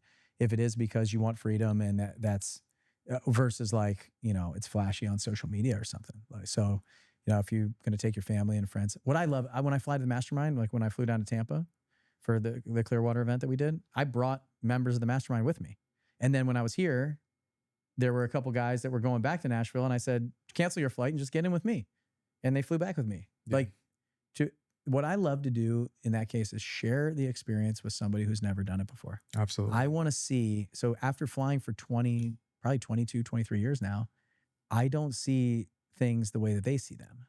Like to see something through somebody else's eyes that's doing it for the first time is like reminding you how incredible the experience that you get to see every single day how amazing it actually is. Yeah. It's called perspective. Yeah. And so I think we need that in our business. I think we need that in our life. I definitely need it in the airplane. I go fishing every year in Key West, and I always try to bring somebody new who's never caught like big fish, like a big sailfish or a big grouper or a big tuna. And then I get to see them go crazy because we take it for granted. Me and my buddy owns the boat and I own the house, right? My family owns the house. And it's like, I get to see it through them and they are going crazy. And it's like, oh, hey, I remember this is really awesome. Yeah. And so we need that. I mean, that's what we do with our kids, right? Yeah. See the world through their eyes. So Yeah, that's awesome. Earlier, you mentioned that if you lost everything, that you would be able to like make a lot of money like that. If you did lose everything, what are some of the first thing that you are going to do to get back to, growing your business? yeah, you only have to become a millionaire once, because once you have, then you take it all, you can become a millionaire 10 times faster. And so you'll never not be one. That's really cool. And what I would say to make sure that this resonates with everyone who's watching it is you have to pick your experience, your superpower, and go all in on that. So for me, like I know real estate better than 99% of the planet. So I would find something in real estate something that I had a massive leg up on. Like, what do I have a massive leg up on the average human being? And what am I best in the world at? And so it would be like building a system around real estate. So it just, whatever the market dictated at that time, like you drop me in anywhere USA on the corner of any street, and I would just go figure out how to make money. And so for me, it would probably be like hustling to find a deal. I know how to put together deals and find some distressed seller that I could help out and work out a deal where I can make money. And then I'd take that cash and then I'd reinvest it back into maybe some marketing or the next thing. But I just take like one deal at a time. Might be a house or an apartment or like whatever I could figure out fast to do. And then I would just start scaling that up. I'd build a system around it. I'd do 2 or 3 of them. I'd start putting money in the bank, and then I would live way below my means. I would not spend any money. I would put it all back in the business and just grow it to the point where, I could build a system that was repeatable. I love it. What were your biggest lessons that you've learned along the way to making your first $1 million? I need people. I tried to do it all myself for a while. I was really hesitant to hire anybody. I know it might not sound like that now, but back in 2015, my coach was like, you need to hire somebody because you have no time. And I was like, no, I'm definitely afraid to hire somebody. And usually the thing that you're resisting is the thing that you need to overcome to break through, to hit the level of success that you're actually capable of doing. So whatever you're saying no to right now, whatever's popping in your head of like, oh, I'm really afraid to do this, that's the thing that you need to master. And so for me, it was hiring people. I didn't want to be responsible for putting food on their table and paying their salaries. And so what I've realized now in growing is the only reason that I was successful is because of the people around me. Now, what I had to do as the leader is I had to give them vision and confidence even when I was scared. And so I had to actually give a face of, we got this, even when I would go home and I'm freaking out. And that's what a good leader does, is when they're unsure, but they know they're like 2 feet from gold, they just keep pushing with a smile on their face and grit and say, we got this, you got it. And so it took me 3.5 or 4.5 months to get my first deal. Wow. 4.5 months of spending money on marketing. $5,000 a month I was spending on marketing and people. And it took me 4.5 months to get my first deal. And so most people would quit after 2 or 3 months. And so I had a smile on my face every day, but I was freaking out in the background. Mm-hmm. And so that's what I would say. People are the thing. People are the real system in any business. Yeah. What is one decision that you wish you made sooner? If I could go back, I would say one thing that I would have done differently, maybe it's a little different question than you're asking, but I would have house hacked my way through my youth. Like that's probably the only change I would have made, is I would have bought a house. All the houses that I rented in the military from other people with my roommates, I would have owned those houses and rented them to my roommates. So that's probably the big thing. A decision that I would make sooner. I'd probably say, buying my first airplane. Like I should have bought an airplane way before. That would have been massive for me. Even just something cheaper, I could have afforded it earlier, like my Bonanza 836 that I had. If I should have bought that 5, 6 years before. I just didn't know anything about it, and I just didn't get educated in it, Yeah. and I was scared. So I Yeah. don't know. Hopefully those are good answers. Yeah. What is one belief that you hold that most people will disagree with? Good question. I don't, maybe like most people on the planet or other entrepreneurs like me. I would because say under entrepreneurs like you. that's tough because we probably hold some of this similar. I think Wall Street is a tire scam, but I think most people believe that are entrepreneurs. I think the school system is totally ruined. It's designed to just punch out W-2 employee widgets, and they're brainwashing our kids. My kids go to public school, by the way, if anybody's wondering. But we probably all believe that too. Let's see. I believe that, we probably all believe this. I mean, I believe that the food that you eat in the grocery store is making you sick. I feel like the government is like trying to keep us sick and feed us medicine all the time. Your wife's a doctor, so that might be tough for you to hear.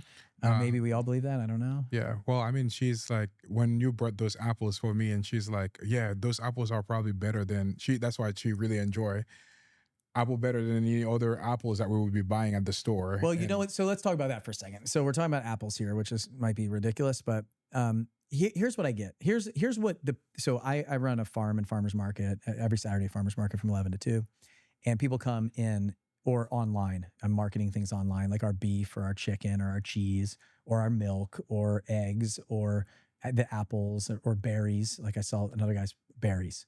And so the number one question that people ask me is this: do you spray? Are these apples sprayed? And the answer to the apples are the farm that does this in Michigan right now. Pretty much every apple on the planet is sprayed, by the way, in case you're wondering. And so they have gone to regenerative farming, where they are using less and less herbicides and pesticides on their apples every year. And they're down 75% of the spray over the past few years that they ever have to use in the past for the whole lifetime of this farm. And probably in the next 2 or 3 years, they will have no spray, hopefully. That's what they're going for. And people will not buy these apples because of what I just said. But then they'll go to the grocery store and buy an apple with an organic sticker on it, thinking that that's not sprayed. That apple, just because they have the organic label on it, was probably sprayed 10 times as much as the apple that comes from Michigan. That they asked, because they could ask the farmer directly, and the farmer said yes. And we have been brainwashed to think that organic means no spray. That's not true. Organic means that you can spray like 150 to 200 approved herbicides and pesticides by the government on the produce that you're eating. And then they come and they say, is your beef organic? And I say, no. Do you even know what that is? Do you know what that means? They don't. Like, people don't understand. So I'd say the biggest belief that I have is you're asking the wrong questions, first of all. You're not actually understanding what the underlying problem is in general. We're talking about food, but it's business and life and everything else. But like, and then you don't buy the best stuff on the market, and then you go back to Costco and buy the thing that has an organic label on it. Because so much money has been pumped in by the government to make you believe that organic is better than non-organic.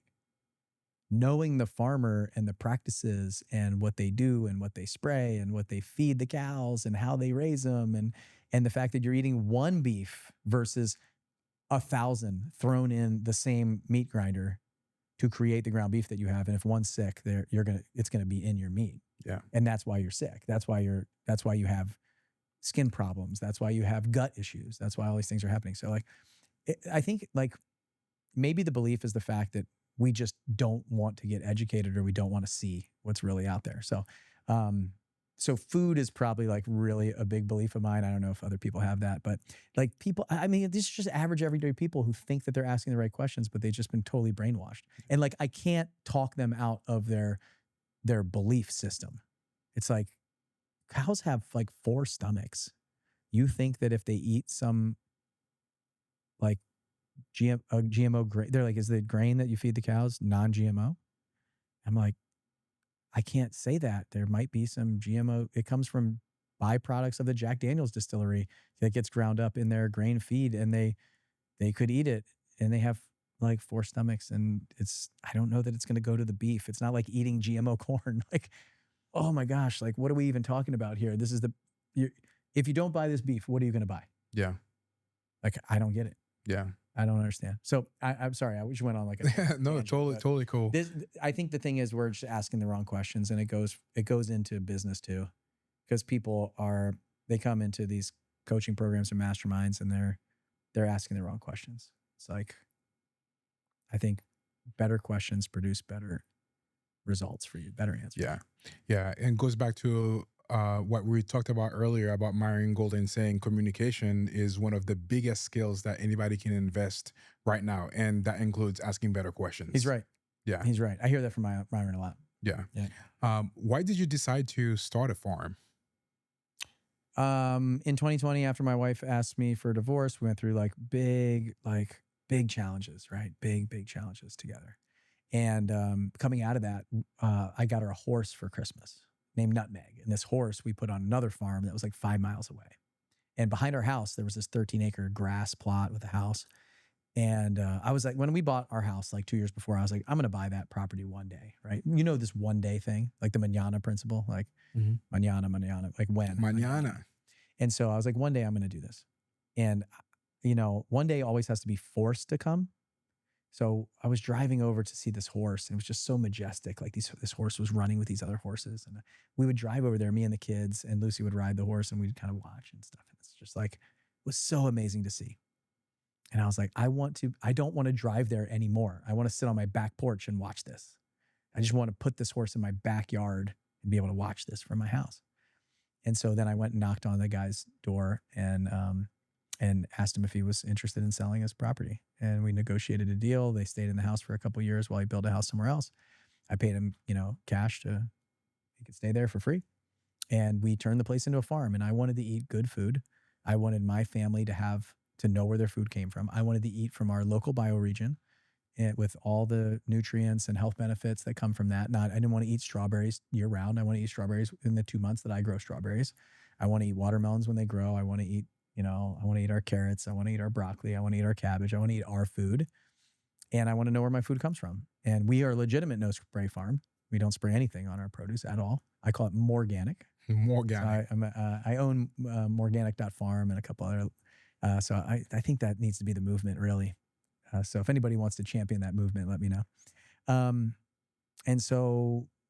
then I wanted to create a community for the people around my neighborhood. I wanted their kids to come and see where the eggs come from, and see the potatoes actually grow in the ground with like a plant that comes up. Like, I had no idea. I didn't know any of this stuff. I'm not a farmer. Lived on a half an acre my whole life at the most. And so, yeah, I just wanted to build a community around it and experience it. Plus, I love to build the party. I want people to come to my place for the party. I don't like going to other people's parties. Yeah. So I like to, because when you run the party, you can like casually dismiss yourself if you need to go to bed or whatever. Yeah. So I like to throw the party. I don't like to go to the other party. So yeah. I like to build communities. I think this is another way for me to, connect with the local people, get more involved in my local community. So. Yeah. What is the biggest business lesson that you've learned from starting a farm? How important marketing and sales is. It's not the product. Every farmer has an amazing product. They don't know how to market and sell their stuff. It's really sad.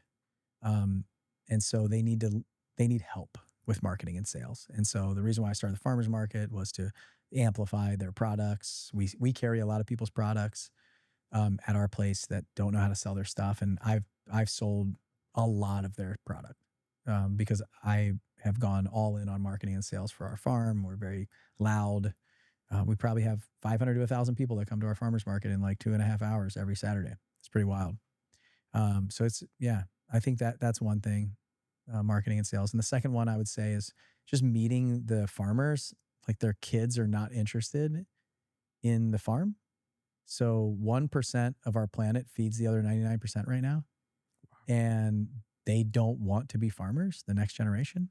So that land is being sold to developers. So it's going to go to like 0.5%, feeding the other 99.5%. And then it's going to go to 0.25%. So our food supply is a major problem.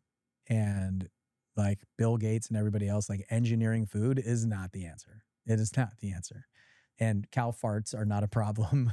It's not destroying our ecosystem and our environment. Like we need to get back to where our food comes from and actually make like farming and make that a real business and people can make decent money. Can you imagine these farms might produce like $200,000 a year in profit? Let's just say that that's the case because most of them are probably producing zero and they can sell their land for like $10 million.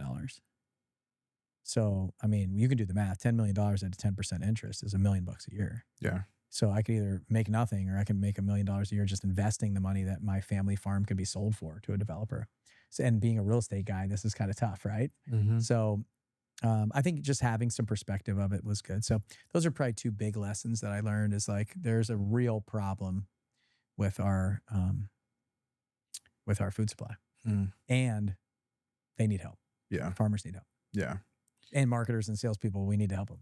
We need to figure out how to and pay, like go to your local farmer and buy from them directly and just stop complaining about how much it costs. Like, shut up, stop, just pay an extra 50 cents and you're going to live a lot longer. I tell you what, if I knock on your door when you're 90 and you eat directly from the farm, you're going to look a lot different than if you probably won't even exist if you're eating from all these other places. So. Yeah.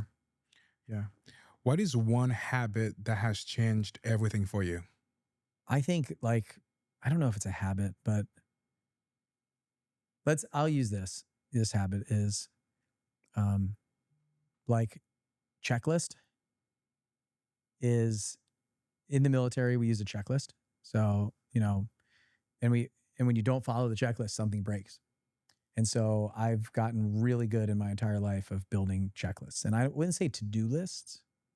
I do some of that, but I would say an actual like checklist, like, and be able to break something down into this is what needs to get done in this order and put a timeline to it. So if I have a project, it's like building out a checklist of things that need to get done in what order to be able to accomplish that. And so that's probably one of my better habits. I was going to say like a dedication to excellence and kind of commitment, but I don't know if that's a habit. It's like a habit is kind of like something that happens regularly. The other thing that I would say is a habit of mine is to pay myself first. That I think is really important. It's like being able to pull money out. I would always take money out of my paycheck and put it in investments before I spent any money. So it just came out of my paycheck. Like I don't see it. If it goes into your bank account, you're screwed because you're going to spend it. Even a saver will say, I have this. So I always am putting that money away first. Like January 1st, Roth IRA fill up, max out. And I'll put myself in financial pain to make my investments. Wow. Like I put about $200,000 a year in life insurance policies. It just forces me to push money into places that are low risk because I'm a high risk person, in my life and my investments and where my money goes. So I have some low risk habit formed, forced places to push cash. Yeah. And I fund my investment accounts first before I say I have this left over. So I think that was a really good habit instilled in me and my dad when I was like 14. Yeah. Talking about habits that instilled by your dad, what is the biggest piece of advice that you've ever received from anyone? I would say the best piece of advice that I ever got was just like watching my dad when I was a kid. And he doesn't really give me a lot of like verbal advice, but your kids are always watching you, and I was always watching. So my core values are extreme ownership, stewardship, hard work, integrity, and personal and professional development. Those 5. And every single one of those were in my dad. So when I was growing up, biggest mentor in my life for sure. And so I'll give you an example of stewardship, the way I see it. My dad would go out for a run with a plastic bag, and he would come back and it was like full of trash. So he would go out and run, and while he was out there, he would pick up trash and clean up the community on his run and bring it back. Wow. And so while that's not like the biggest piece of advice, it was me just watching someone who takes care of other things and leaves places better than he found them. And I mean, I can go through all of those core values, but it was really cool just to watch. And he didn't do it because anybody else was watching him. He just did it because he thought it was the right thing to do. And I don't think I've ever gotten better advice than just kind of growing up next to him. So that's probably my answer. Yeah. That was incredible. One thing that actually I wanted to chat up to you about that was not part of the questions that I'm like going through right now, but um about a month ago when I was at your office, you mentioned that you are going to shift business a little bit in the next couple of years, and that's already starting you taking those steps by hiring a media person. That you say that you are no longer a real estate company, but you are a media company. Why do you want to make that shift, and why is it important to make that shift? So we've been an event company for the past few years of just thinking about like putting on more and more events to get in front of people, to get them to realize their potential and their capability, and that we're the right path for them to join seven figure flipping and come into our world, and we'll help them, build a real estate business, flip houses, wholesale houses, buy rentals, do Airbnbs, like whatever they want to do, short-term rental, mid-term rental, whatever. And what I've realized is it's really hard to be known, right? Best known beats best. So I heard Grant Cardone say this like years ago. Best known beats best. And I've spent for the last like 4 or 5 years, I've been trying to be more known, right? Just like figure out how to make more videos and content and stuff like that. And I'm still the guy who like comes up with the ideas and the strategy, and like I'm learning it. So like I could I can look at you and your page and your business and all that stuff and give you advice on what you could do better and how you could grow your personal brand and things like that, and what you're best at. Like if I interviewed you for a while, I'd say what's your best in the world. It's really hard to do that when you're looking in the mirror. Like I can't coach myself. And so I've been really struggling with growing because I mean, it's obvious, right? If you have a bigger following, if you have, it just becomes easier. More people know you, more people trust you. It's about trust. Like we build trust through events.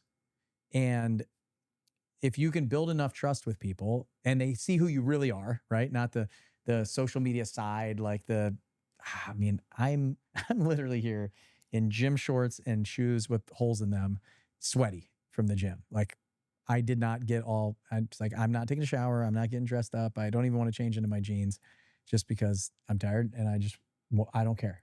Like I just be me. If you don't like it, great, go find somebody else. And so, having a following, a bigger following allows for lower costs on lots of things. You have more authority, you build trust faster. It's just the way it is. The problem with that is to get there, you have to become divisive a lot of times. Like you have to be there has to be conflict to grow that big. Any reel that I've ever done that's gotten over like multi-million views, like 1 million or more views, 90% of the comments are people destroying me. Yeah. Like, and which I don't care. I did care for a long time, but now I just don't look at it. Like I intentionally cannot look at it. I'm not going to look at those comments. Like I just can't. It's like 1 million views. I'm like, I'm not going to the comments section. It's gonna be crazy. I let my video guy go in the comments and say, help talk. Or he'll send me a screenshot. What do you want me to say about this? I'll tell him. But I'm not naturally divisive. Like I'm not willing to intentionally go make videos that either I don't believe in or that I think are just going to be like rile some feathers or ruffle some feathers or whatever it is, like rile up the crowd. So, I want somebody to come in, and I looked at it.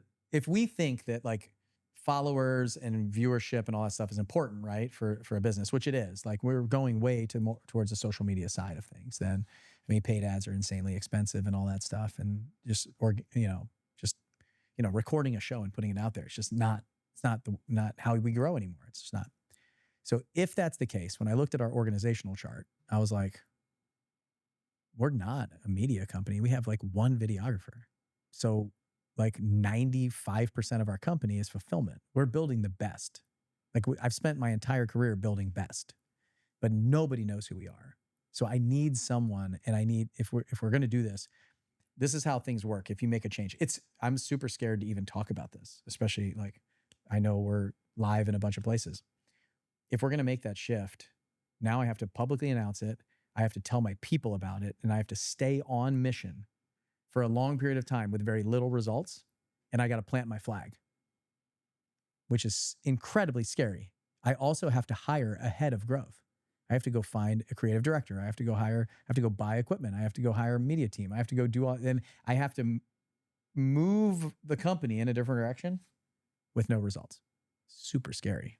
But we also have to believe that that is the path, right? That is actually going to be a long-term benefit to us. And so this could go for anything. Maybe you want to switch from wholesaling to flipping, or flipping to wholesaling, or like whatever. You want to start buying rentals, or whatever it is, you know? But you have to, as the leader, you have, again, and then I have to do it with a smile on my face. Yeah.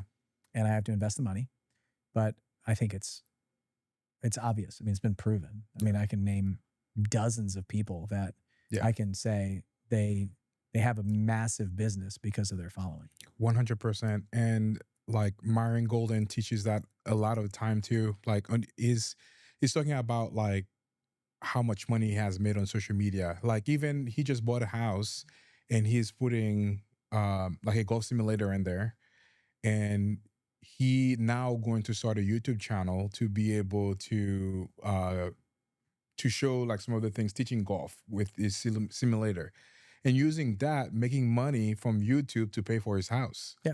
So, I mean, Myron's a great example. I remember I was there when he, I joined the same YouTube program as him at that time, Daryl Eves, who was amazing YouTube program, and just watched like his growth has been exponential on YouTube, and it changed his entire business. And the thing that I saw that he did that I didn't do was he went all in on it. He was a 10 out of 10. He went all in, and I went all in until my guy left. And then I was all in on something else. So I go all in and I try to build a system, and then I put somebody in place to run the system. And then when the system breaks that's the problem with being an entrepreneur and being an owner. You got a great system and it's people. When the people leave, you got to get back in there. Like that's the difference between being a W-2 employee and being the owner of the business.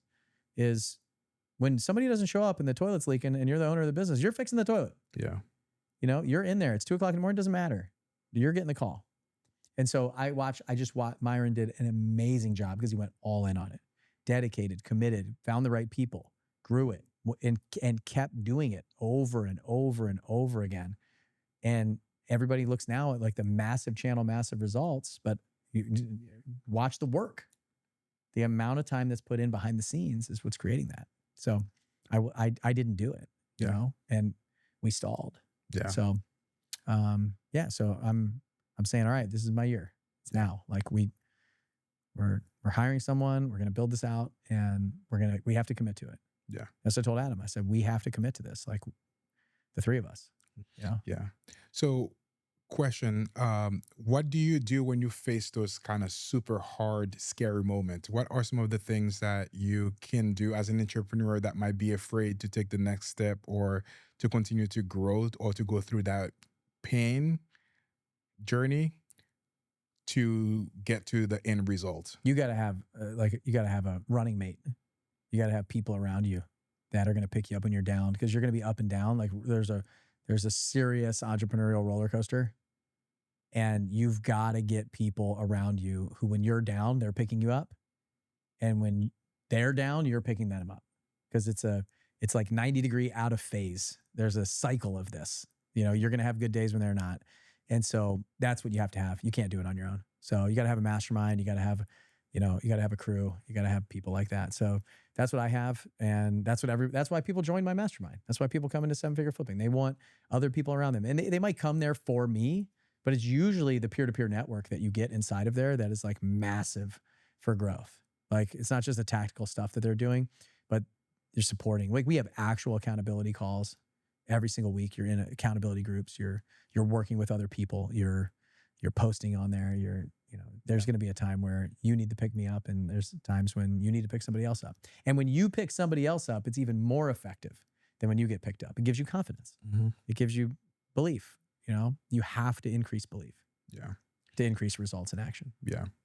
For anybody that is interested in joining 7-figure flipping, Can you share a little bit about what they will get from joining the mastermind? Yeah, one of my favorite things that we're doing right now is we had this program called Seven Figure Runway since 2019. I built it in 2019 when I bought the company.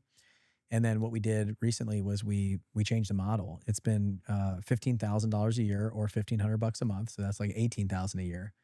And what we did now is we changed it to a lifetime program. Wow. So at like half the price. Wow. So half the price of 1 year, less than half the price, lifetime. And we have a call every single day. Every single day we have a coaching call that you can jump on. And it's different things. We have sales, we have marketing, we have at 5 days a week, Monday through Friday. I shouldn't say every day because that would include the weekend. But sometimes we do jump on the weekends. So, and we have, like most people, like the video courses are great for some, but most people are not going to watch a video course. I know that, like I'm not an idiot. But a lot of things you can just look back on some of the things that we've trained. There's an entire system of my business laid out in a course, but we do the daily calls because we know people want like Q&A. They want like actionable items. And then we have a bunch of like benefits inside of there, like discounts and other people we work with, like vendors. We try to like negotiate the best pricing on things so people can have massive tools available to them that aren't available if you're not inside the community. And then we do like local meetups to them. So we're starting to build out this local meetup. So like Tampa will have a meetup and I'll have my meetup in Nashville for members. And then we do other events as well throughout the year. And then we have like higher level programs for people who are doing, you got to be qualified though. You got to be doing 10, 15 deals a year minimum to even be ready for that. And then, we have altitude groups where we have small group accountability every single week. We got in-person events. We got a bunch of people that are doing anywhere from 200 to 300 houses a year down to 30 or 40 houses a year with massive margins, So, and we just help them kind of like pick their path. There's a bunch of other stuff. Like we help people hire or, do personality assessments and do calls with them. So like figure out who they are, where their strengths and weaknesses are, and, who that first hire should be. All kinds of stuff. So yeah, it's really a community. I think about like we have accountability, a community, and this enhanced opportunity. Like my friend Barry always taught me. Yeah, I call it ACE. Yeah, accountability, community, enhanced opportunity. So yeah, and we help them build the business that they want or side hustle. Maybe you just want to buy a couple houses a year. Yeah, it's a great place to be, and it's like it's insanely affordable. Like in the grand scheme of things, like we're like $8K for a lifetime program. Yeah. Very cheap. Yeah. What is your favorite success story from seven figure flipping? I got so many. One of my favorites is we had these like introvert couples, like totally introverted. They met on the internet. They were like they're like internet dating from across the world in like they played video games together. Ended up getting married and they came into our community like really quiet and reserved. And they built a business that was like, they didn't like talking to people and stuff like that. They built a business that was like multi-million-dollar business as like total introverts. Like this is the opposite of what you would think would be like a big and amazing business owners now. Like went on to buy apartment buildings and start some financial company and stuff. I got so many. We had a teacher who was divorced and her background is interesting. A low paid teacher, had money with her husband, but he took it all. And then she found us and came into the community, found a ton of confidence, did really, really well in real estate in Tulsa.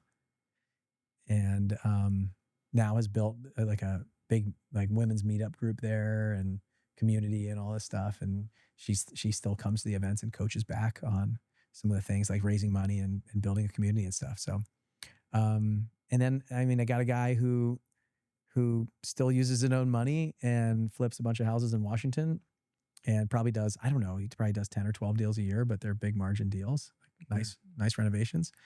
And he still uses his own money every year. I tell him not to, but he's now running our 7-Figure Foundation, our charity. And he was the guy, I think you were there. He's the guy that came up and gave the award to us at the end. Yeah. And that guy donates probably more to our foundation time and money than anybody else. And he travels around with his new wife all over the world all the time. So he's got a great life and he's always smiling and happy. And then probably some of my favorite are some of the kids. We got a 16-year-old kid who's flipped like 6 houses. I was at a house that he's flipping right now with his dad, 12,700 square feet in Tampa yesterday. We just got done filming the TV show with him. Yeah. And he's, in our Kids Who Flip TV show, and he's probably made a couple $100,000 flipping houses, and he's did most of it before he was turned 16 years old. Yeah. That was gonna be my next question for you. Yeah. I feel like you could go down the list because I was there 2 weeks ago, picking up the apples from you, and I got a chance to just like sit in the back, like fly on the wall, listen. And you took about like, I don't know, 30 to 40 minutes giving awards to a bunch of like probably like 20, 25 people, Yeah. which was incredible. But I was going to ask you what are some of the different levels of awards that you award to people. But I think a more important question could be like, why did you start doing the Kids Who Flip show? Oh yeah. I mean, we had kids in our community that were flipping houses, like real kids, like 12 to 15, 16. We had a 17-year-old girl that had done like 8 houses. And it was just really cool. Like we were inspiring the next generation. We started this coaching group mastermind called Teenage Tycoons. We have a kids and family mastermind also. And then my partner, Ryan Whitefield, who lives here in Wesley Chapel, he said, hey, I want to do this show. I want you to be the host. So it wasn't my idea. So I can't take credit for it. It was Ryan. And his son is the kid who's flipping that house with him. And he wanted to, get his son's story out there to inspire other kids and then other parents and anybody. Like if you see a 15-year-old flipping a house, like what's your excuse not to do it? This kid's got to go to school and sports and be a kid, and you don't really have an excuse. So he brought it to me and we did it. It was, we had to raise money for it. It took about 3 years to develop and figure out the model, and we own the show. It just came out on TV. We're negotiating some, hopefully, future contracts with some networks now, and we just finished filming 2 more kind of seasons of it. So it's a challenge edition, and then we filmed this big $1 million house. Wow. So we just wrapped yesterday. We wrapped the 3rd kind of season of the show. So one's coming out right now, and then the other 2 will come out in the next, 6 months or so. Awesome. What is the biggest benefit that you've seen that you've gained from starting the show? Probably, again, that one word keeps coming back: perspective. Like seeing these kids, they're like just being around them and spending more time with them. The benefit to me is we have a massive tax benefit for our investors, but I don't know. Eventually, it might benefit. I think it fits the big media company kind of direction. So eventually, I feel like we're like, I don't know, season 1 of like a show you've never heard of right now. So people don't know about it, and we'll eventually find out about it, and hopefully it hits.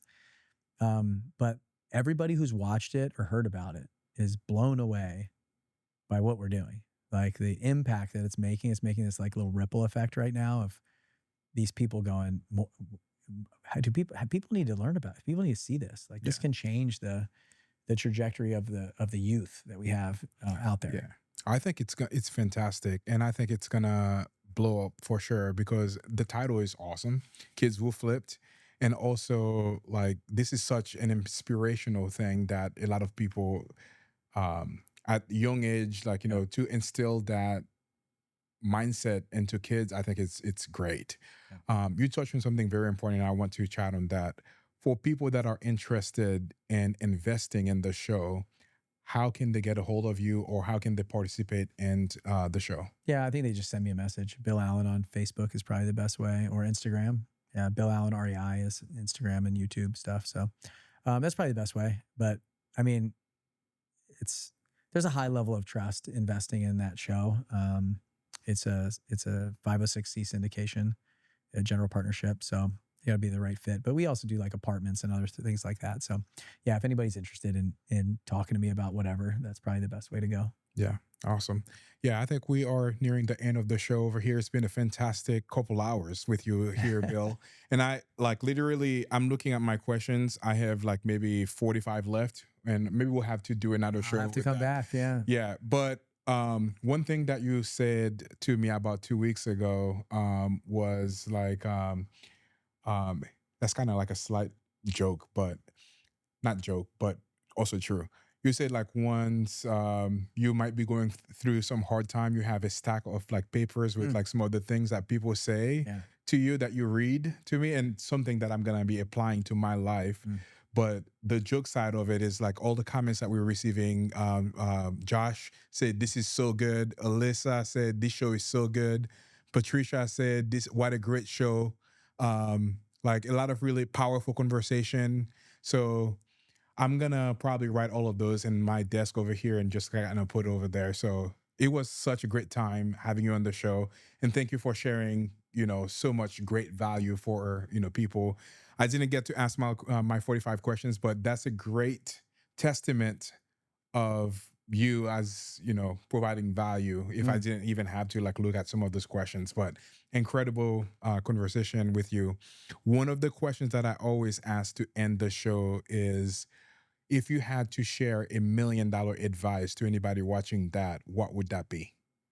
Watch this 2 hours over and over and over again. Like take it like it's a, if this is the thing for you, take it like it's the podcast that you need to listen to. Like, and then go all in, like, right. Just watch him if they love his interviews. The other thing that comes to mind is don't be afraid to invest in yourself. Like find your person, invest in yourself and go all in. Like most of the times other people believe in us before we believe in ourselves is a big problem. Like I can't even imagine, like I was on the fence when I joined Seven Figure Flipping. It was like $25,000. That's a lot. Like that was a crazy amount of money to me. I never bought a book or anything before. So it freaked me out. I almost didn't do it. I had to call my dad. My dad actually talked me into it. Story for another time for sure. But a lot of times it's like that one decision, that one investment. If I didn't do that, I mean, that's like $100 million change. Mm-hmm. So I was scared and unwilling to invest $25,000 because I couldn't control the outcome. But what you can control is the work that goes into it. And so just think about that. Like every program works if you work it. Love Every that. program works if you work it. So it's that piece plus what my friend Vishal says in India, one coach, one approach. One coach, one approach. Not 5 coaches, not 4 coaches, not 10 coaches, not 20 coaches, not YouTube University. One coach, one approach. So those two things combined, like the skill that I learned from investing $25,000 in 7-figure flipping changed my life forever. Like no one can take away the skills, information, and knowledge that I have from that. And I can just reproduce every single year, whether I'm a member or not. Yeah. So it's like, that's like life changing. So don't be afraid to invest in yourself. If you're afraid to invest in yourself, you probably don't believe in yourself. And so that's the thing that needs to change. Yeah. Not the fact, not the fact that you don't trust the guru. Yeah. Like if you're online right now bashing the gurus and you're in my comments telling me I'm a scammer, like you have problems. You got to look in the mirror and figure out what that problem is. Yeah. And work on that. Yeah. Absolutely.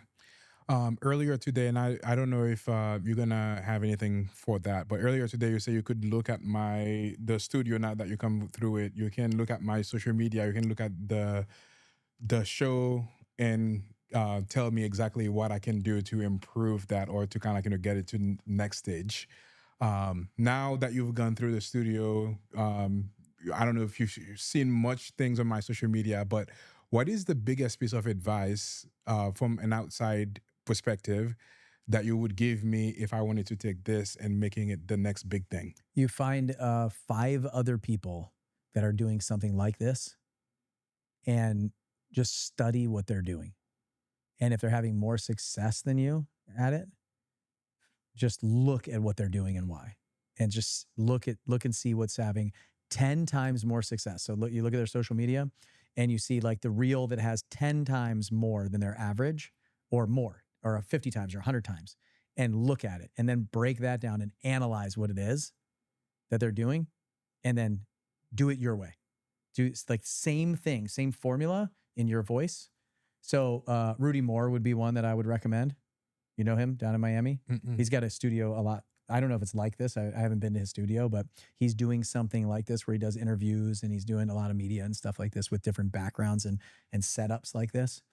So I would study, like I would go find 5 or 6 or more people, but 5 is a good number, and look at what they're doing and how many views they're getting and what and how they're chopping stuff up and what they're doing, and then even go there if you can, or figure out how to study. I love to study what other people are doing and then make a Frankenstein model for myself.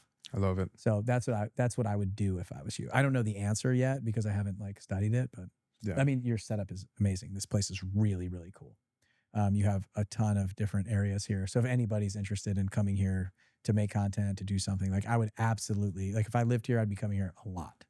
Adam, if you're still watching that, I want you to come back here, man, and let's shoot some more content. Yes. Now we're a media company. We have to do that. Yeah, awesome. Any final piece of advice that you would share with anyone watching this? I mean, we said a lot here. I think like if you want it, go get it. Just go get it. Like you have to relentlessly pursue your dreams and don't let anybody get in your way. Yeah. And be unapologetically you. Like do not, like you are uniquely designed to do something better than me. Figure out what that is and go do it. And find out who you need along your side along the way, and forgive yourself for any past failures, any past issues, anything like that. Like don't carry it with you. Those are a couple things. Yeah. For anybody wanting to join 7-figure flipping, can you share that one elevator, I like to call it elevator pitch, of kind of what are some of the things that you guys can do to help them completely transform their life by coming from the to the mastermind? Yeah, I mean, we have a whole. Look, if you're still here after 2 hours, like I'm the head recruiter of the business. So if you like me and my values and who I am, you're gonna like the people in there. Like the people in there, we have very similar character and values, and so that's it. I realize that's the touchy feely version. Like, look, we have the tactics, we have the strategies, but all of that stuff is like, you find the community that's right for you, go all in on it, and it's all in there. Like we can help you with whatever you need. Everybody's going to need something different. But if you want to get into real estate, you want to scale a real estate business, you want to grow real estate, it doesn't matter what it is. Wholesaling, flipping, I don't even care. Like in the beginning, if you think you want to buy apartment buildings, like whatever it is, just like come in to a place in a community that you feel welcome, that's like you, that other people and everybody there wants to help and share.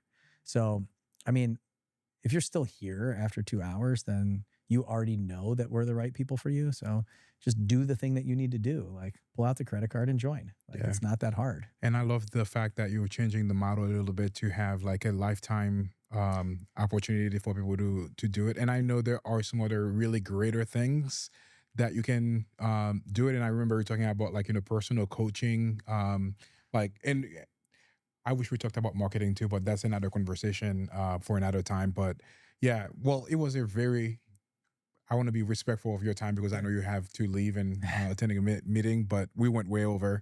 But it was really great conversation. So for anybody that are watching this, how can they follow you or get a hold of you or send you a message or say anything? Yeah, Facebook, Bill Allen, Instagram @BillAllenREI, YouTube, same. I think I'm on TikTok. Something you can probably find me on there. We're definitely on there doing something. I've just never logged in. Yeah. Yeah, it's probably the best way. 7figureflipping.com. The number 7figureflipping.com is the website. It's got, all kinds of stuff in there you can check out. I do like regular webinars, trainings, things like that. In my bio on Instagram, there's always a next thing that I'm doing or my team's doing. So I have a tax training tomorrow on Thursday, and then I have the first week of December, I'm doing a money raising challenge. I've raised over $150 million for real estate, and I teach people how to raise money. So. That's a whole talk show in itself over there. How to raise 150 million. That's awesome. But over 150 million. Over. Anybody that wants to join that call to the webinar tomorrow. Yeah, 7figureflipping.com/tax. 7figureflipping.com/tax. Perfect. And then my money raising is 7figureflipping.com/bill. Let's go. Yeah. Awesome. Thanks so much, man, for being on the show. It was fantastic having you. Thank you. It was awesome. Thanks for having me. There you have it. Don't forget to go and, learn from this guy. I mean, I've learned a ton over the past like 4 weeks when we actually been, talking and also if you are in Nashville, definitely check out his farm. He has the best Come to the farm. apples, literally the best apples. Like this is it feels like, Yeah, you don't talk about the apples because the apples are gone. Like the only apples I have left are for my personal collection. Yeah. I eat an apple a day until they come back next year. Yeah. Or if anybody's looking to get some apples, I have 20 more in my fridge right now. I'm selling them for $7 an apple. So, no, it's been fantastic. My kids love it. Like my wife, when I texted you the other day, she saw the text and she said, "Hey, when can we get some more apples?" So we might be one of those people that, subscribe to like a subscription of apples every Well, year. the apples come from Michigan, so they're not my apples. But I'm in Spring Hill, Tennessee, at farmers market. It's called Hidden Gem Farmers Market. So if you're ever in town, come by. We're there every Saturday from 11 to 2. And I'm usually there. Like if I'm in town, I'm there. So it's probably the easiest. I tell people, they're like, "Oh, hey, could we do lunch or coffee or can I pick your brain?" I'm like, I don't eat lunch. I eat lunch at my desk in 5 minutes while I work, and I don't drink coffee. And I'm not driving 15 minutes to a coffee shop to spend 30 minutes, drive 15 minutes back. I have work to do. But you can come to my farm and you can see me there and I'll answer all the questions and hang out if I can. And we'll talk business on the farm. Yeah, absolutely. There you have it. Thank you for watching. It's been a fantastic time. There you have it. Have a fantastic day. You know what it is. It's fire, baby. Let's go. That's awesome. Nice.